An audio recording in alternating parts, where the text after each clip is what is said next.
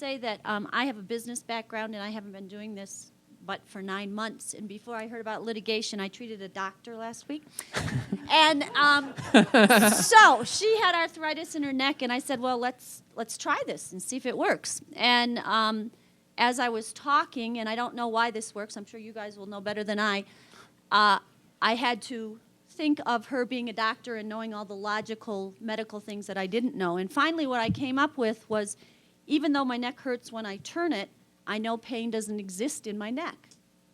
And she looked at me, and because I'm a doctor, I know that. Repeat it. And so she did, and then she had this clear cognitive association that no matter what she sees in x-rays, no matter what her history is, that as a doctor, she knows that's not where she feels pain. And then I went on to say, and if I had the pain in my finger and I lost my finger, I'd still feel it.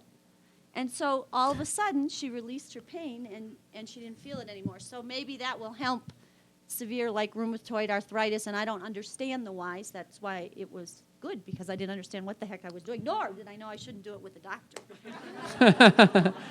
When people say, what's the science behind it and all of that, I say, my eyes light up. I make them light up. I say, science is great. I love science.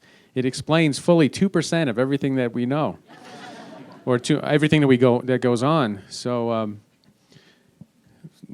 and when people say, I want answers, why does this work? I can't live with these mysteries. I want to know.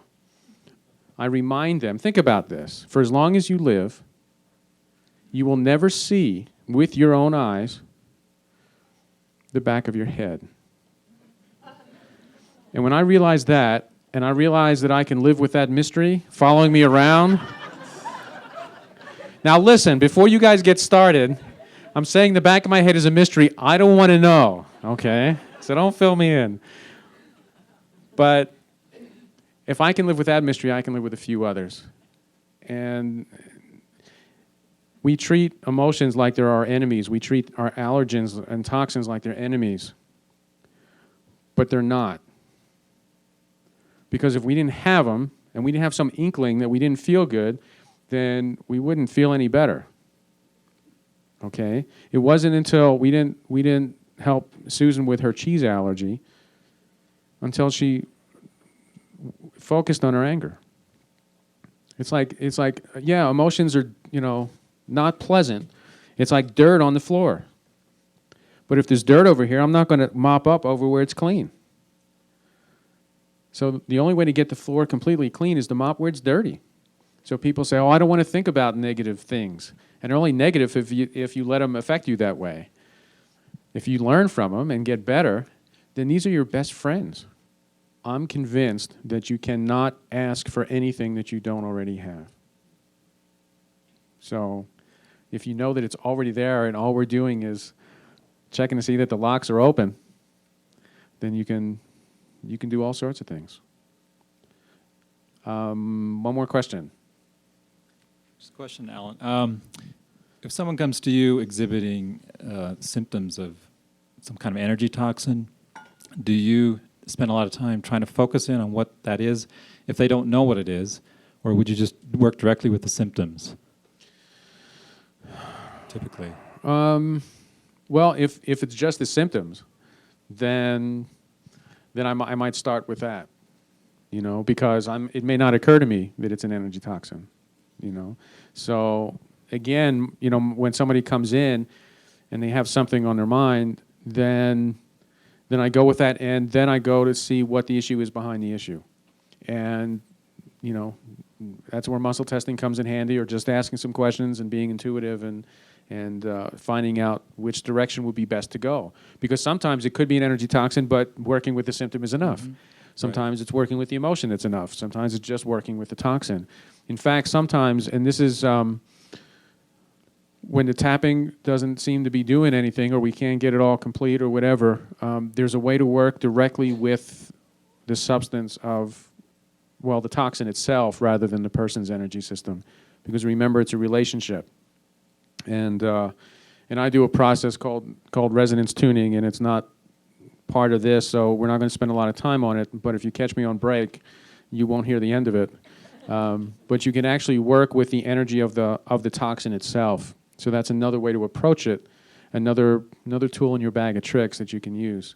So I basically, my rule is I do what works and what I can find, and I do my best to start simple so that, again, you don't have to go through a whole lot of things just to plug in the TV set. Great. So you don't have to find out what it is necessarily. Not if they're feeling better. Great. Alan, can I yes. ask? You mentioned about children and 7 points with them. Yes. I do a lot of work with children, and I just wondered how you work with them. What kind of, what do you say that works? Nothing works all the time, but you can ask them point blank. Do you want to feel better, or do you want to get rid of that? How bad do you feel? And then I say, well, let's see if this works, or just do this, and some. Do you have them tap then? Mhm. Tap their heads or just the hand? I usually do 1, 2, 3, 4, 5, 6, 7. Okay. And then if that's not enough, then I go further. I'll do the gamut, or I'll do the finger points or whatever. But the nice thing is, and especially if you're teaching kids or anybody how to do this on their own, because I think one of the best gifts we can give to people is knowing that they're doing the work. I hardly ever tap on people. I let them do it. I'll model them so that they know what to do, but they're doing the work. And when I muscle test, they're coming up with the answers. So I don't want them to feel like they're coming to a psychic or somebody who's giving them the answers.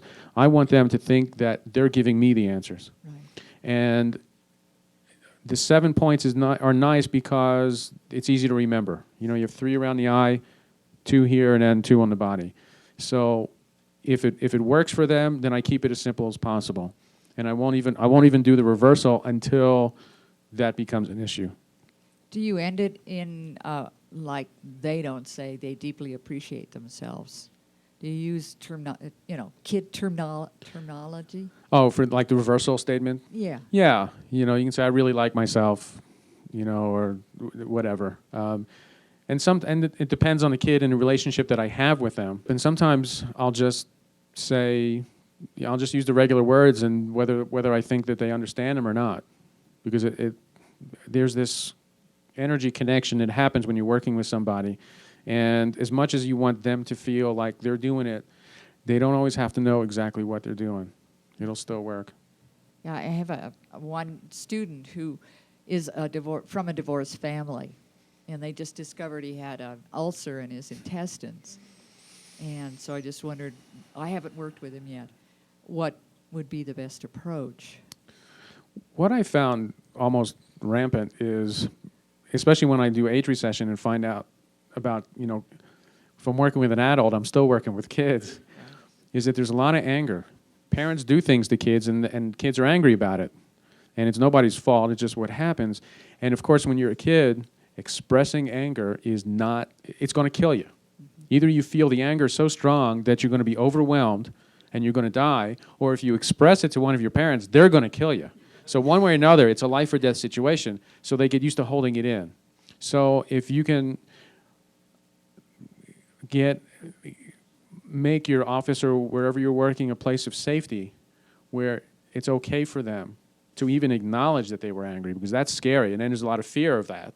There's still, and so if you can work with that and make it safe for them in whatever way, then they're going to respond, because I don't sometimes I call it mafia therapy. I make them an offer they can't resist.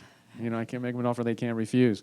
So if you make it safe for them to acknowledge, and there's and obviously no judgment involved, and they know that they can feel that anger and let it go safely without obviously dying, then how would they not go with that? Thank you. Sure. 1 minute. Can you do it in 1 minute, or you want to wait? Quick question. Sure. Could you tell me your thoughts on the role of hydration, having enough water, either for effectiveness of the tapping or when somebody's done an emotional release, if that helps, just your thoughts about it? I don't know. Yeah, telling your clients to drink water is great.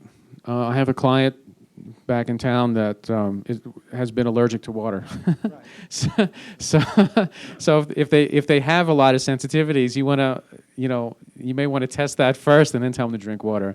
Yeah, obviously water is. I'm not sure that, as long as they're not sensitive to it, that I'm not sure that you can underestimate the benefits in a lot of different ways. So that's thanks for bringing that up. And we will take a break. Okay, well, we have a question anyway. Well, I'd like you to go into extreme depth on what those cards are you've got in the back. Okay, thank you. All right. When I work with toxins, I use EFT and I also use resonance tuning, depending on what works, obviously, and what's easiest at the time and simplest. And sometimes it's good enough just to work with the toxin itself. Sometimes you go into emotional issues. Sometimes you work present time. Sometimes you go back in time. The card has an energy pattern in it that seems to balance the relationship between energy fields. If you are a radio receiver and there's a signal coming in and the antenna is not right, then you hear fuzz and static and all of that. Now, the signal, there's nothing wrong with the signal. The signal's pure and good. There's nothing wrong with you as the receiver. You are pure and good. And if you need to tap for that, go ahead. But you are.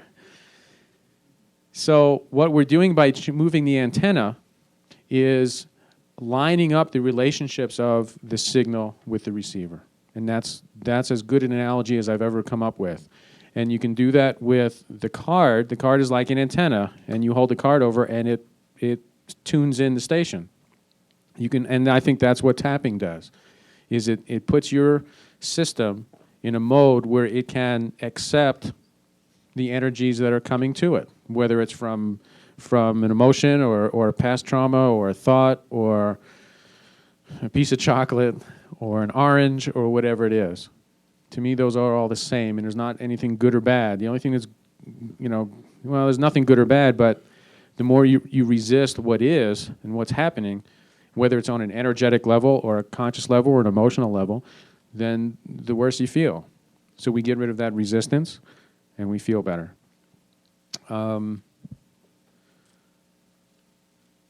So it's just another way of working with energy. Yeah.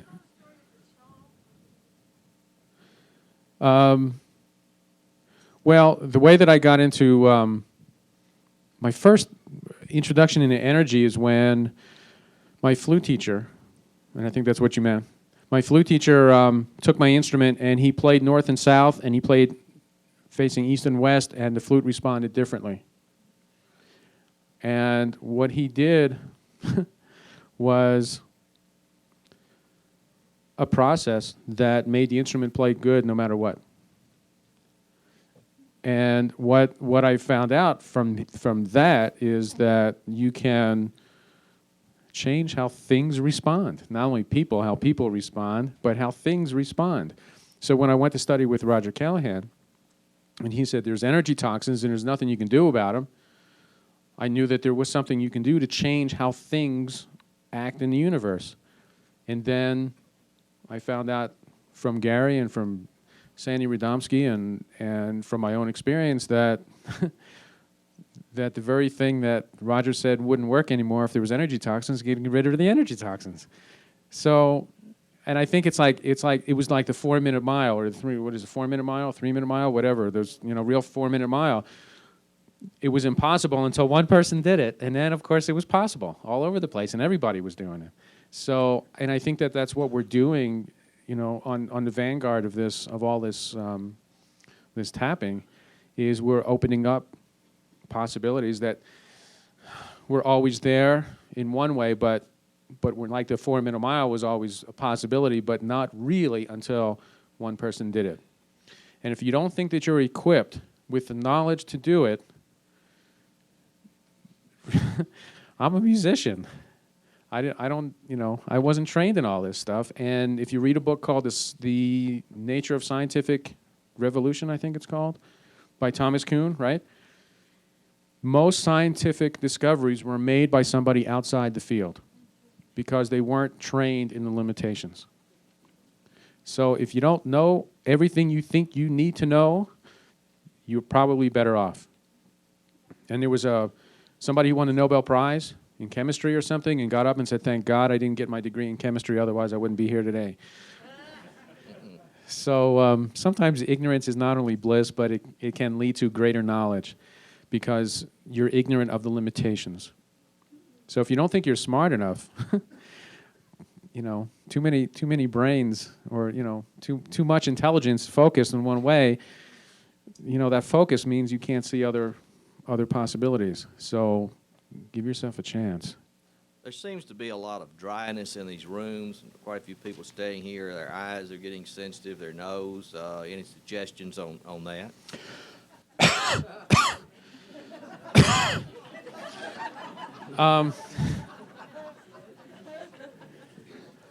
Yes.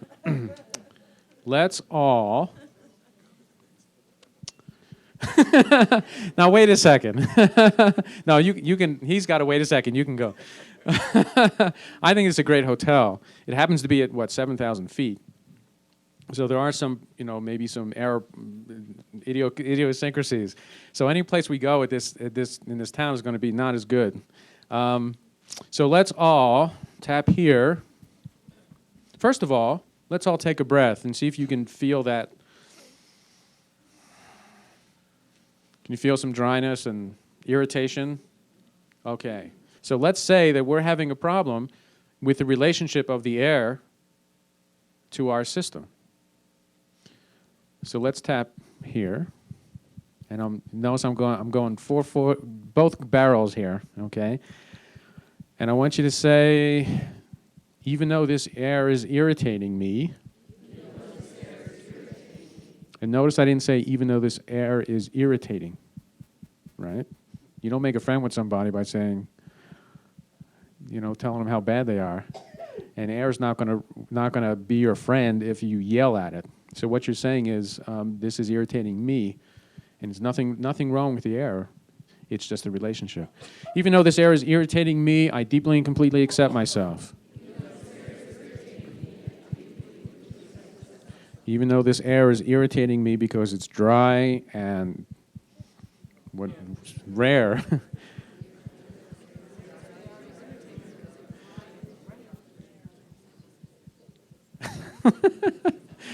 Good. I deeply and completely accept myself. Even though this air is irritating me, I deeply and completely accept myself. Now, just allow yourself to breathe as you do this. And you can think how irritating the air is, how dry it is, how not good it is.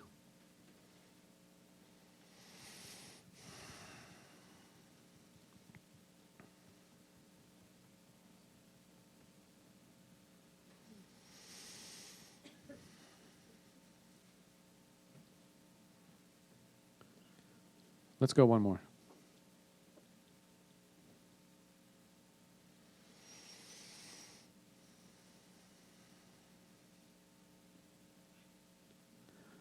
Remember Legionnaire's disease? No.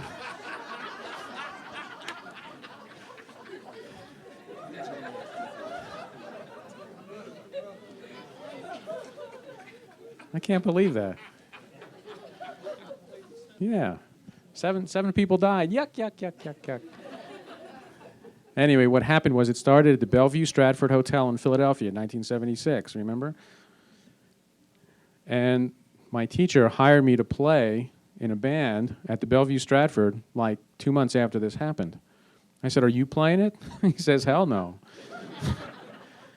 So I went and I played, and people said, "How was it?" I said, "Breathtaking." Now, what we could have done is find a suds level for how irritating the air was. But now take a breath and let's see if some of us notice some improvement.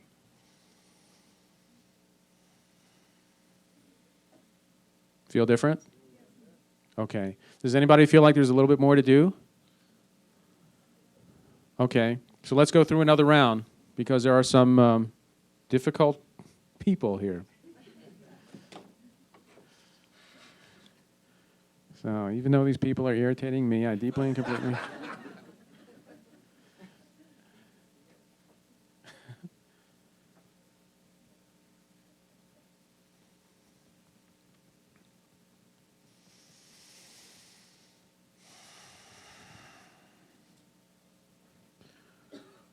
It's really a process of making friends with the universe, isn't it? Right? No matter what we're allergic to or who we're allergic to or what we're feeling, we can make friends with everything that happens. And when we make friends with it, we can change things big time. How's that for our difficult people? Is that better? Anybody else still feel like they don't notice a difference? Good. Now probably you'll find that it's maybe easier to sleep, or you may find that things go a little bit easier as you breathe the air in the hotel, which will be nice. Question? Yes, I have a question. I have an allergy to potatoes, which I have had for some time. I've used EFT, I've tapped for it, I've tapped for any tail enders that I could think of. I've used a karate chop as part of the sequence. I got to the point where I had 3 French fries and I thought I had it made. I had some mashed potatoes a while later, and an hour and a half to 2 hours later, I have difficulty breathing and my pulse is up. Okay. To do it here, I have no suds on this. I mean, this is 0, but Come on up. That'll teach everybody to ask questions.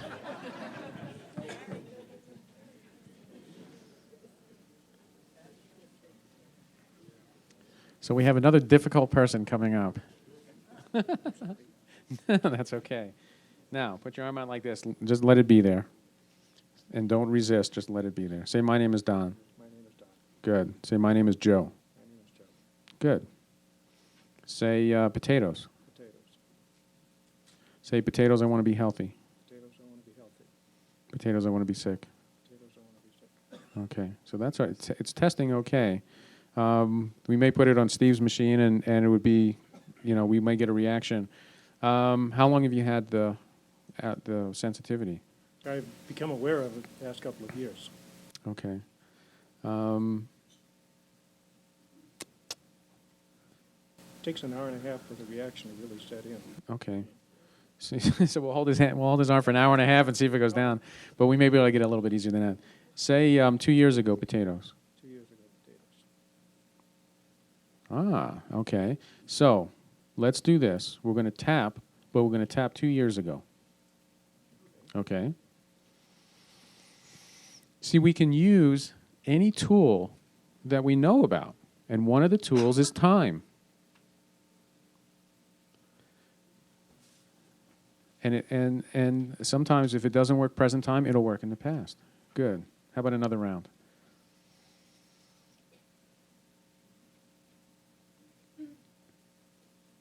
By the way, I'm not sure he was on the mic because it was my fault.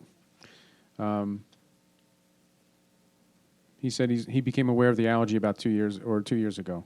So we took him back 2 years, tested, and he was weak, but present time he was strong. So there's something that may, and when we're under stress, we go back in time. So every time he ate potatoes, it reminded him of whatever it was that caused the allergy. Another thing that I was thinking about asking Don was, what was going on in your life 2 years ago? And we may find something like that, but we may not have to do that. So say 2 years ago, potatoes. No, still not there. Okay. Let's do this. Even when I eat potatoes, and even when I ate them 2 years ago, I deeply and completely accept myself. Good. Say all that again if you can remember it. Even when I eat potatoes. Even when I eat potatoes. 2 years ago, I deeply and completely accept myself. Good. Even when I eat potatoes, 2 years ago, I deeply and completely accept myself. Good. Now let's go through again and see.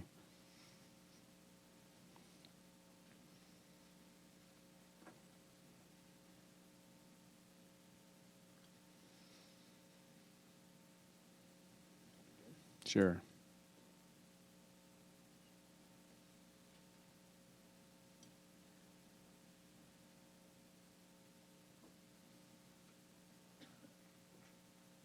Good. Let's see. So 2 years ago, potatoes. 10 minutes ago, 2 years ago, potatoes. This is getting complicated, isn't it? Let's see. And right now, 2 years ago, potatoes. Good. It may not be as strong as we might want it, but it's a lot stronger. So you may want to do a couple rounds again, and then we'll see what happens. Yeah, sure.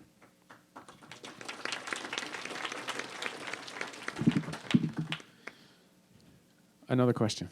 Hi, you had a volunteer earlier who wanted to do anemia iron. Yes. And I'd really love to hear her if she's still around. I don't know where she is. Is Patty still here? She's resting. Okay. Oh, well. She's I'm not sure I can do that one. I'm a little rusty. Oh, y'all can. Hi. Hi. I was wondering about the autoimmune, like psoriasis, eczema, those kinds of things. Have you ever worked with anything like that? Not specifically. Not specifically. But again, I would approach it exactly the same way. You know, how do you feel about having it? We work with the physical manifestations of it. Since I don't work in symptoms per se or conditions, then when people come in and say, I have this problem, I just, go with it and approach it the same way. If we can go directly at the problem and it makes a difference, great. If not, then we need to find out what's causing that. And if that's not enough, we just keep digging and digging. Sure. Hi. Hi. In NAET work, they have a core collection that they make you do first, and I was wondering if you ever do that, and also they tell you to wait 25 hours after you're treated before trying the substance. Right. I don't think Rose would have stood for that. Again, in Sandy's book, she's got lists and lists of things that you can check. And she also sells the actual vials of the substance. So if you feel more comfortable, having the substance and putting it on your body or whatever, you can do that. Or you can go down the list and just check them off and see. Sometimes I don't do that per se, because I work with my, the small list of a person's favorite foods or something that that they've eaten for a while. And if that makes the difference, then I'm happy, and then I don't have to go through the whole thing. Now, if it doesn't, then I might expand the list and say, well, what else do you come in contact with? Or go to Sandy's book and say, well, let's see what we can find, and then go from there. So, and again, remember, the first thing I said was, this is what works in my universe, and everybody may not be a part of that. So, see, when you're dealing with energy corrections that like we're doing, there's the energy of the person, the client. There's the energy of whatever it is that they're going through, the condition or the upset.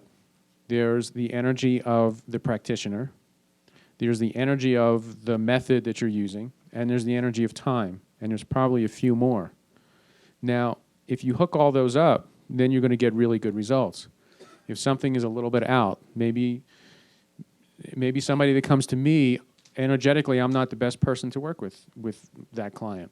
So any of the magic that I do isn't going to work. They'll go to somebody else, and they may do the same type of thing, and it works great, because there's energy that's going on in those relationships of energy. So, again, do what works, and I think it's a really good idea. It's like, I guess it's like, doing the complete physical before looking for something unusual. So you can do that. You can either in Sandy's book or write down things that might be problematic, or that you found have been problematic, and just test everybody for that. Steve.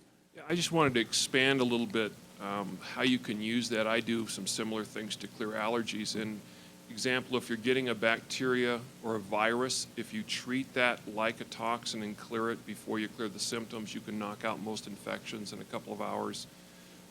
I've had at least 2 cases in Arizona of brown recluse spider bites that are real nasty. And one had happened like 18 months before and caused a frozen shoulder, and clearing the venom as a toxin before treating it, and got complete symptom removal. So there's an awful lot you can do with that that type of approach if you just kind of widen out your views a little bit. Right.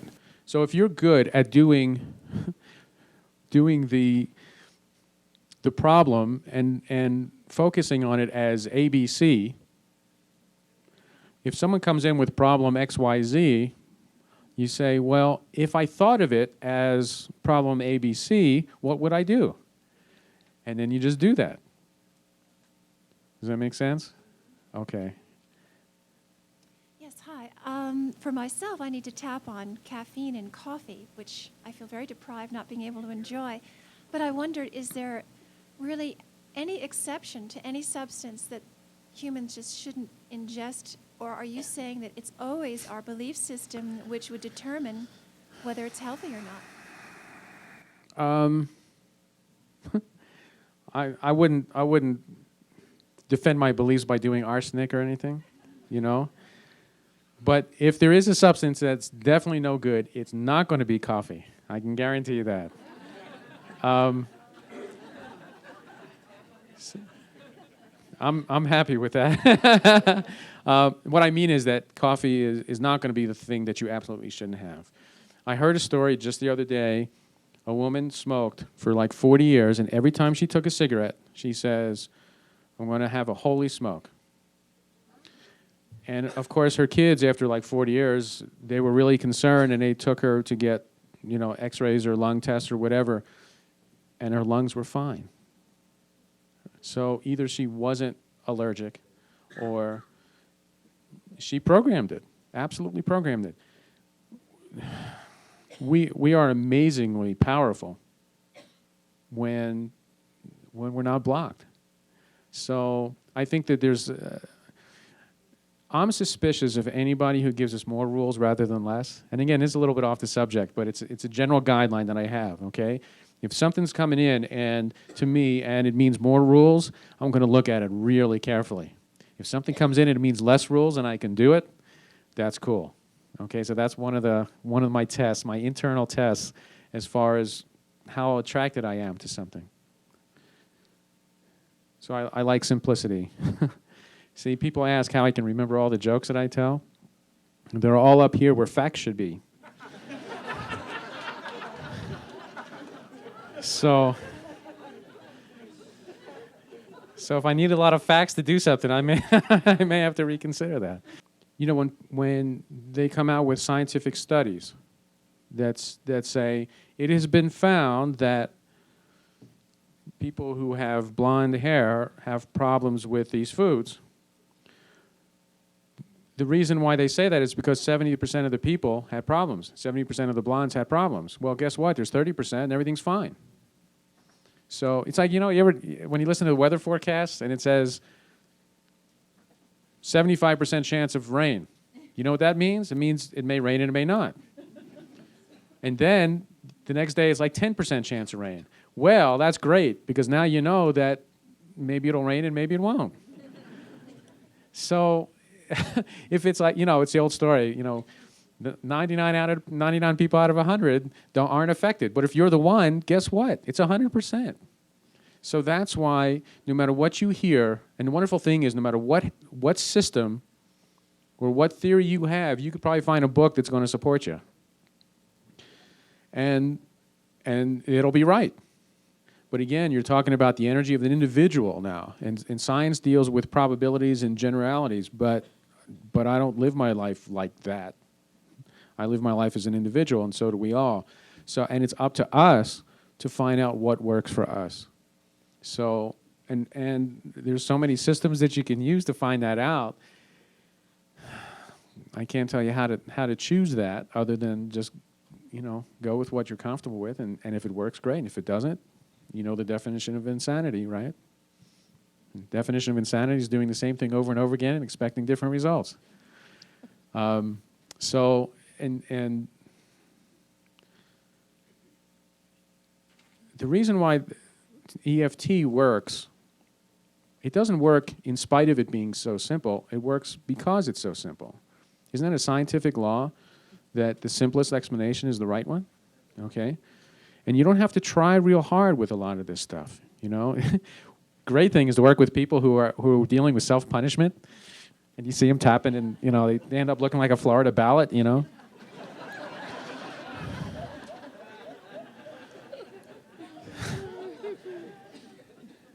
I want to volunteer. One volunteer. Come on up.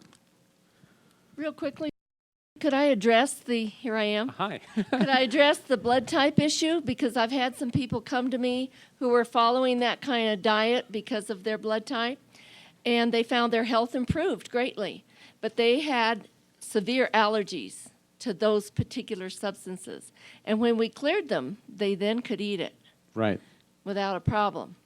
See, when I'm testing people for allergies and their arm starts to go down, and they're like, oh no, because they think that if they're allergic to it, they're going to have to give it up. But we don't have to do that anymore. We don't have to say, okay, you can't have that anymore. We can make things better. And it's taking our power back. Okay? Now, Ted, try to pick up those crackers. Well, you didn't follow the directions. You followed the directions instead of pick up the crackers. Yeah, you heard it.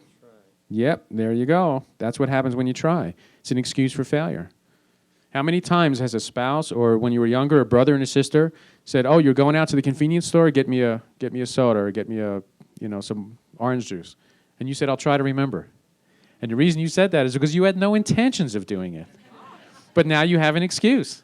It's literally an excuse for failure, whether it's conscious, like all you devious people do, or it's unconscious. Okay, so trying doesn't work.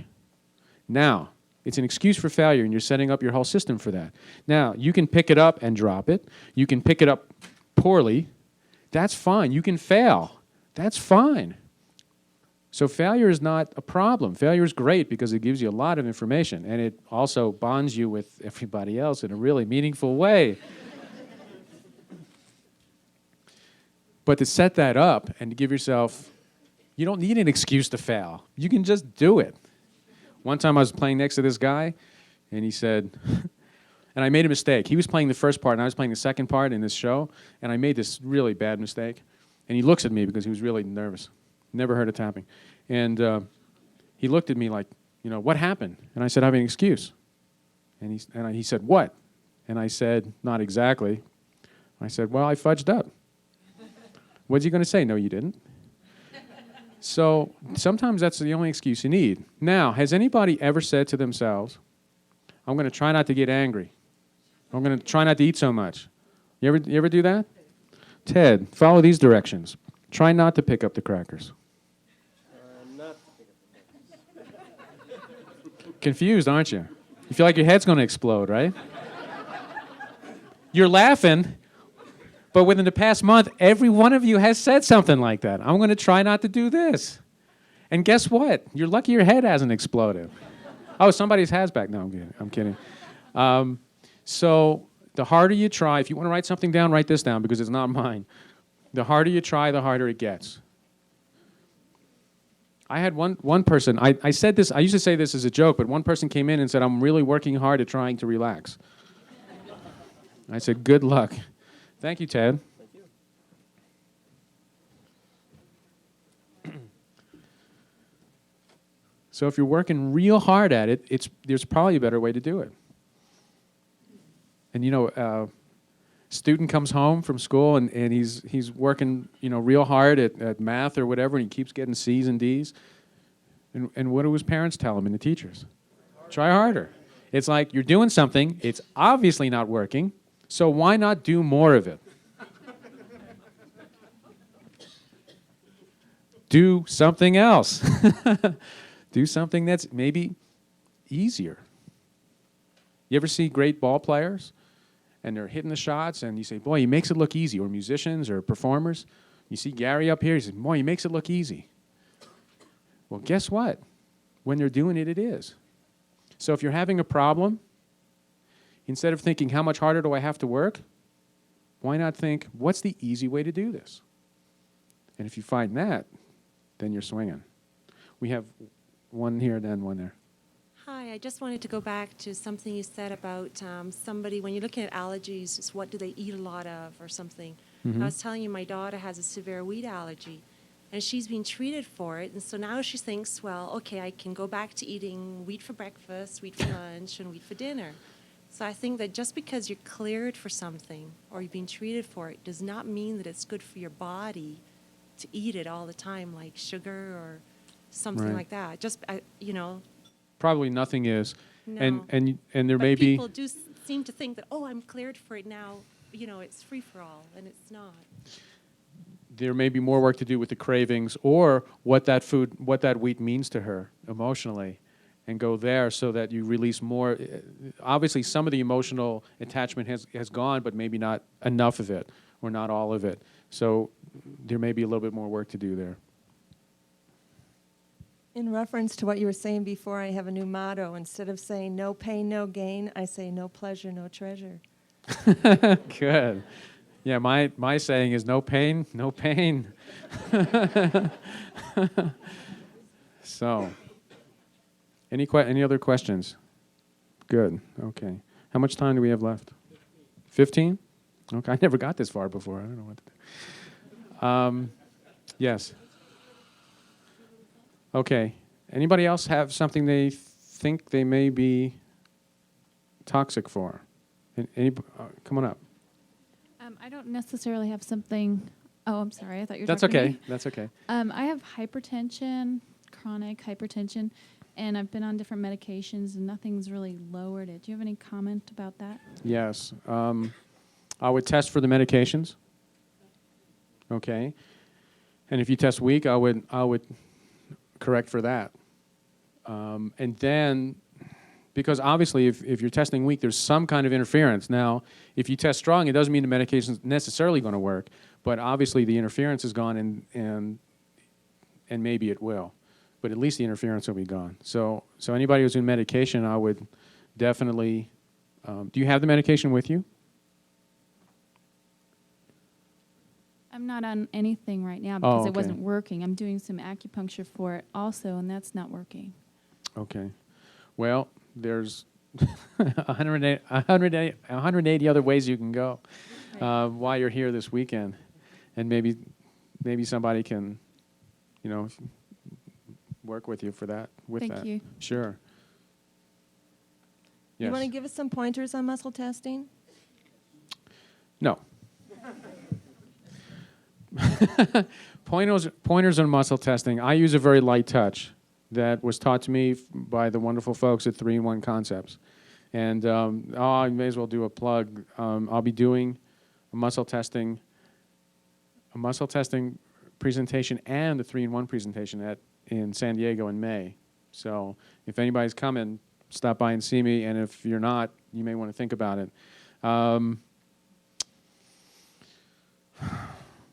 What I will do, because there's so much involved, it's hard to, in 2 or 3 minutes, say what to do. There's lots of different ways to do it. You can do this and say resist as hard as you can, which is the way that it's been done for so long.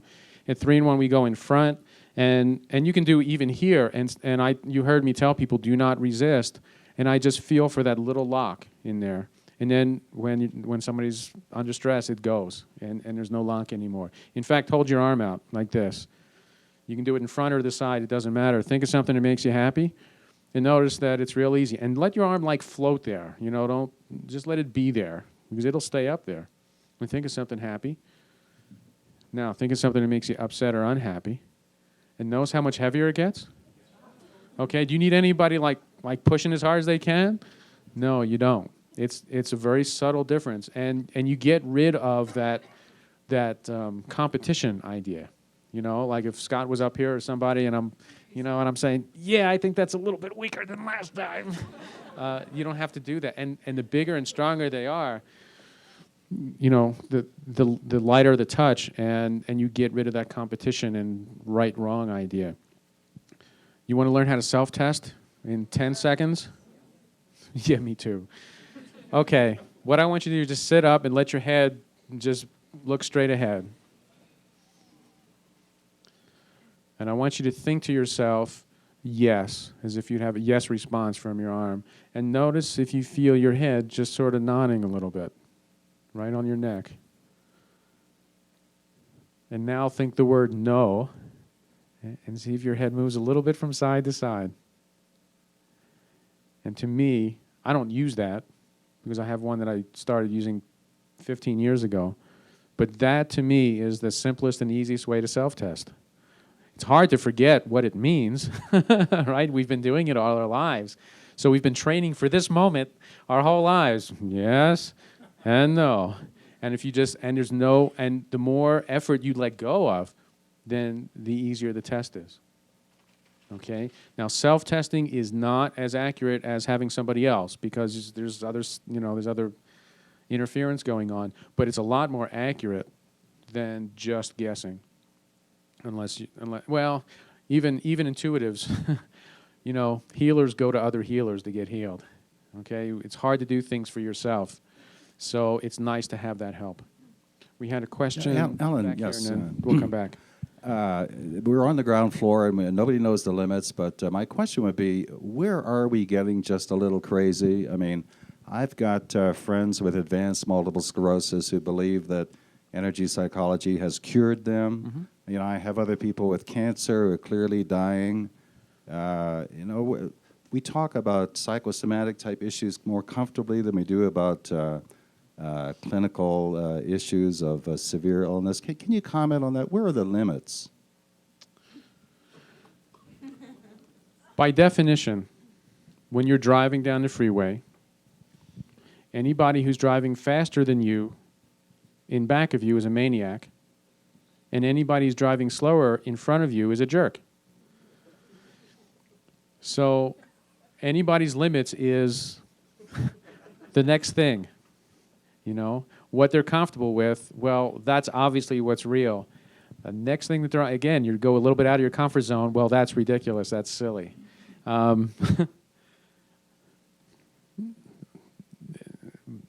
I've, over the years, scared my wife many times for many reasons, but one of them is because she would say things, and I'd say, oh, that's ridiculous, and now I'm like, well past that, and now what I say is ridiculous to her. So I'm not sure if we all are a reflection of the infinite, then I'm not sure that there's any limits that are not self-imposed. That's not saying that they're all easy to get rid of, and it's not saying that we'll all fly home without American Airlines or anything. But what it means is that for me, that it's a personal thing. I think each person draws his own limits, and for me, it's been fun to allow those limits, to drift further and further along. So, and in anything, there's going to be people that abuse it or do things fraudulently or dishonestly, but that happens in any field, and it's happened since the beginning of time. So I think that each one of us has, and again, for me, it's taking your own power back, your own authority, and saying, this is what works for me, and this is real to me, and having the trust and the confidence in your own being and who you are, that even if somebody else says that's ridiculous, I know it works and I'm happy. When my teacher fixed my instrument so it played better, and people say, oh, that's, that can't be done, that's stupid, or that's, he's just a wacko, I laughed because my instrument played better than theirs. So I had the advantage. And I totally agree with your attitude. I think it's the only attitude to have. But when you have a friend who's got advanced cancer, do you offer this treatment, or do you just sit there and be quiet because of the compassion issue here?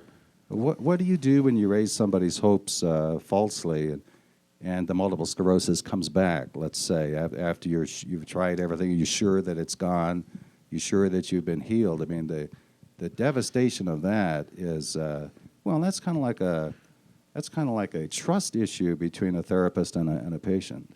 So that's where I am with it. Okay, good points. Hope is a situation where you're not satisfied and you're not accepting the way things are. So if you have hope, it means that you're not accepting, there's some resistance going on. Granted, it's a lot easier to accept things when you're healthy and happy, and I know that. but I don't think of it as false hopes as much as, being efficient at what we want.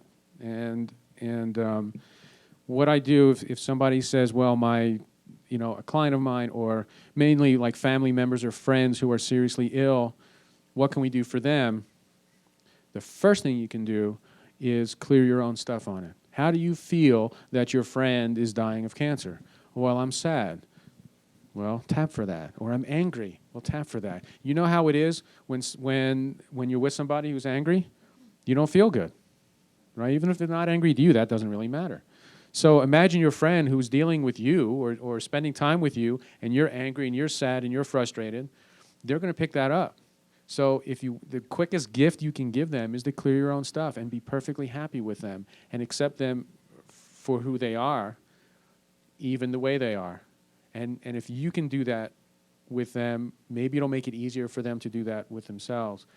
And then you can do surrogate tapping for them, okay? So you can imagine how they feel and tap for that feeling and send it as a gift. When I do surrogate work, I don't do remote healings just because I want to fix the world. If I'm asked, I'll do it. But I always send it with the idea that if this is for them, if this energy that I'm sending is in their highest good and it works for them, then I'm happy to be able to give them that gift. If it's not for them, then I send it with the directions that if it's not for them, then it comes back to me, which makes me really careful about what I'm sending out. So again, I think the most efficient thing we can do for others is to clear our own stuff, especially when they have a problem. If we can be clear and we can be present with them, that's a phenomenal gift we can give them. Yes. In the first third of your program, you seem to imply a connection between cravings or addictions and energy toxins, and I thought you were going to say more about that, and I'd like you to say a little more about that now. We crave what we're allergic to. So that's why we look for favorite foods. When we first start to look for hidden toxins, we look for what people crave, their comfort foods. Addicts, drug addicts, they crave the drug, and of course it's the worst thing they can do, but that's what makes them feel better, or at least they feel that they feel better, at least for a little bit. So if you can, it's an emotional attachment. Anybody who's ever craved anything has this emotional attachment, and it's emotional and energetic at the same time. And if you can break that emotional attachment and that energetic attachment and that toxic relationship, then it'll work on a lot of levels, and two of them are, of course, the allergic reaction that you may have and the craving that you may have. So that's how they're lined up. Yes. I was curious, have you ever used a pendulum, or do you know anyone who uses a pendulum to do muscle testing kind of things? Yes, I've used a pendulum. And yes, I know hundreds of people who use pendulums. So it's called dowsing. Muscle testing is a form of that. And it's not new age because people have been dowsing for thousands of years. It's actually old age. So if you want to enter old age, get a pendulum and dowse. But yes, and it can be very, very effective. Absolutely. We have a question in the back. In discussing the treating specific diseases, I can understand that's a great responsibility. But no matter what the disease, it can be helped if you address the fear, because addressing the fear will optimize the hormonal response, because fear always suppresses the immune system, always. It's incontrovertible. And this will help the manifest to get the most out of what they can in treating the disease. So you can avoid treating the disease, but treat the fear. Very good. You will help every illness by treating the fear. Absolutely, and that speaks to going and knowing that there's always physical, emotional, mental, spiritual aspects to everything. And again, you go down the row and you find what works and the way to get in. You have this key, and there's 4 doors that may open to the solution, and you just keep going and trying and I know, well, don't try. Put the key in every single door. And if it doesn't work, then you get another key and you keep going. And Sometimes, like I said, remember there's energy of time. Sometimes it's not going to help the person to feel better for whatever the reason. And it's hard to imagine that, but it's true. So sometimes, again, and this speaks to detachment from results. The less you care, the better you're going to be. As a music teacher, I would say, I would tell students the things that teachers don't tell students. Don't work so hard, don't care so much. And they do better that way. Okay, 2 more questions. If you eliminate someone's allergy for dogs, for instance, would that reflect on a blood test? Don't know. I think that there may be an overlap. And you know, there are a lot of different tests for allergies, and sometimes they show up on one test and not the other.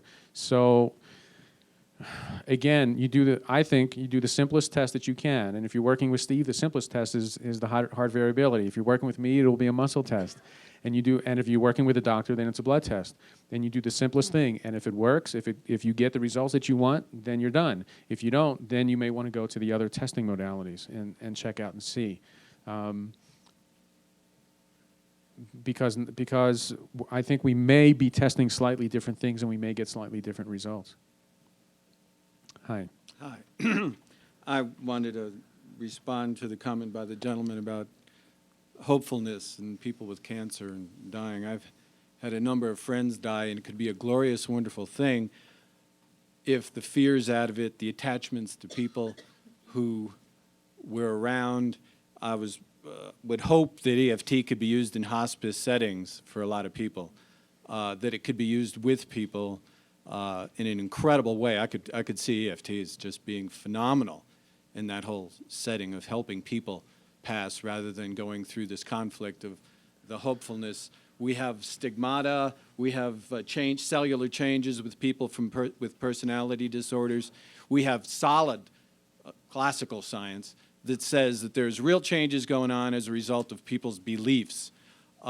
People that have had hopefulness, no one wants to be disappointed. We all essentially state in our beings, I'm sure, that we're out to help. And as a result of that, I think that it would be good, and people's beliefs do make a difference, even though contemporary science looks at micro aspects rather than whole systems. Absolutely. Thank you. I did not get a chance to demonstrate the card, which is just as well because you learned how to use EFT with this. But if you catch me anywhere, except if I'm heading to the bathroom, because sometimes I'm a man on a mission, I will be happy to talk about it and demonstrate and answer all your questions. And I want to thank Gary Craig, mainly because he's here. If he wasn't here, maybe not.